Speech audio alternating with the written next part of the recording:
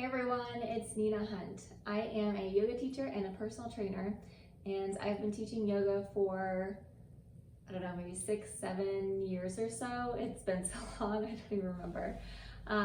So this video today, I kind of just want to give a couple of tips out to anyone who is a new yoga instructor. So I'm solely speaking from my own personal experience.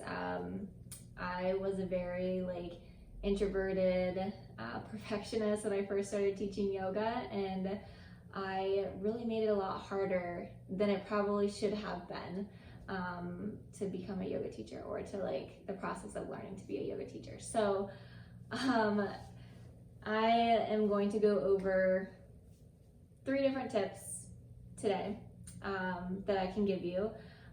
Just something that I wish that I had really understood on a deeper level when I was learning all of the postures and just learning how to teach yoga classes. So the first one is be okay with teaching the same class over and over again. And this was a really big one for me, because I think the entire first year that I taught yoga, I never taught the same class. Only on the days that I taught back-to-back yoga classes where I knew somebody wasn't coming to my second class or doing a double, I taught the same exact yoga class for that. But created a new yoga class every single time I taught, and I taught anywhere from 2 to 4 classes a week on top of my full-time job. And it was just so much extra work for myself to have to create these classes. And as a perfectionist, I was like, oh, I need to be creative, and I have to have the best classes, and I have to create this amazing Dharma talk for the beginning of class. And I was so worried about what people were thinking about me, and where I was in the ranking system of yoga teachers, that a lot of my own personality didn't really show through in the classes, and it just seemed very, very rigid. Even though I felt like I was teaching really creative classes, I wasn't really becoming more knowledgeable or deeper about postures, because I was constantly teaching something different. And so my first tip is be okay with teaching the same class more than once. In fact, I encourage it, because there are actually a lot of benefits. I mean, look at Ashtanga yoga. That's the same class that people do every single day. And when you continue to do the same postures every single time that you practice, your body creates that muscle memory, and you learn how to do the postures correctly, and you get stronger in those areas. Versus if you're doing something different every single time, it's a little bit more difficult, because your body's constantly adapting and trying new and different things, and it's not becoming more solidified in your body. So there are benefits to doing the same class all the time. And I'm not saying you need to just teach one class and only class, but just from my own personal experience, you do not have to create a brand new class every single time that you teach. You can teach the same one with maybe a few variations here and there, but that will honestly really, really help you learn postures and learn how to cue the actual postures when you're teaching the class over and over and over again. And it kind of becomes a staple and a go-to class that you always have in the back of your pocket when you have to teach classes. All right, tip number 2 is practice with friends. So when I was going through my teacher training, I had a couple of friends that were like, oh, free yoga, yeah, sign me up for that. So what I would do is I would have friends come over and teach a class for them, and it was kind of a no pressure, no judgment zone, even though I still felt kind of judged, because my friends were coming to this class, and while I wasn't 100% sure about the material and the postures, and I didn't have that confidence when I was teaching, it was really nice to have someone who could provide constructive criticism. And I had friends like that, which I'm really grateful for, because they would tell me oh, that was a really terrible cue, or this doesn't feel right in my body. And so I really learned different ways to cue people into postures, and how to use different language. And I really got an understanding, a better understanding, that just everyone practices yoga and feels it so differently in their own body. So that taught me more compassion and ways that I could pivot or teach my classes.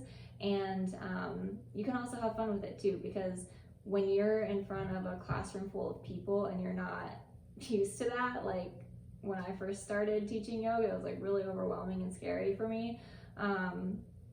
You have friends there where you can just relax and you can just be yourself. And I feel like that's such a really amazing way that you can learn, because you don't have to worry about like messing up or saying something wrong or saying something weird or stupid, because they're just your friends and they're there to love you and accept you and help you out.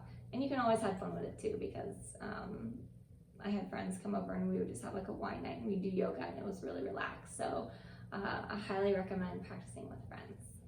And the last tip number 3, just jump in.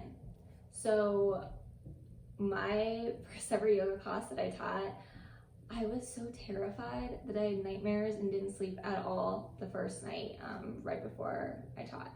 So I was extremely nervous and I was super scared because I wasn't used to speaking in front of people and having like 20 or 30 people staring at me and being like, all right, teach us this amazing yoga class and paying you for it.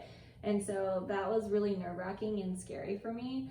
And so when I say jump in as the 3rd tip, like you just have to go and get that over with. Like take those classes or teach those classes in the beginning, even though they're really scary and uncomfortable, and know that things are gonna go wrong. Because that first class that I taught, I did the entire class with my students and didn't look at any of my students. I was so terrified that I was gonna forget my class, I was gonna, do something wrong. And by the end of that class, when it was done, I was like, I could like breathe a sigh of relief. And so after that class, I was like, okay, like I did it. I know I can do this now. And so every single class after that got easier and easier and easier. And yeah, like I'll still get butterflies, even 7 or 8 years later. I don't know how long I've been teaching. And that's okay. But from a standpoint of like really getting to getting more comfortable in teaching a class and being in front of people, you just have to jump in. So I'd recommend just doing free classes like with your friends, or going to a park and setting up some sort of free class there just so you can get some practice in, and just jump in and be okay with messing up and just saying, okay, this is how I'm going to learn, and just trust and understand and know that you are going to get better and it is going to get easier the more that you practice, especially in front of other people. And the more that you teach, and then also when you practice in your own body, like the more that you're going to understand the postures on not just a physical level, but an emotional and a mental and a spiritual level. I mean, it's so, like the practice of yoga is so multidimensional. So I recommend just jumping in, because every single teacher experiences those really, really awkward moments in those awkward classes when they first teach. Maybe it's just part of like the initiation of being a yoga teacher, but it's just part of the process. So I hope that you enjoyed those 3 tips that I provided for new yoga teachers. So I actually wrote a guide. When I first started teaching yoga, there were just so many resources out there, and I was like, I just need like a simple walkthrough of like what postures I can put in my classes, how to sequence my classes, and then just a few things that I can easily digest when first learning how to teach classes. So I wrote this book called A Simple Guide for New Yoga Teachers, and it includes tips and more tips than what I shared with you guys. And it has like an entire directory of postures, and like where you can teach the postures within your classes, how to put together different classes and how to break them up, and just other things that are really important to consider when you are teaching. So I hope that you enjoyed those tips. If you're interested, I will put the link below on how to order that book through Amazon. You can order it in an ebook format, you can order it in a hard copy format, whatever you prefer. But that is a guide that I created that was specifically for new yoga teachers that I wish that I had as a resource. So thank you guys so much for watching and listening. I hope this has been helpful for you as you embark on your own journey of becoming a yoga teacher. So best of luck to all of you, and thanks again for watching. Bye guys.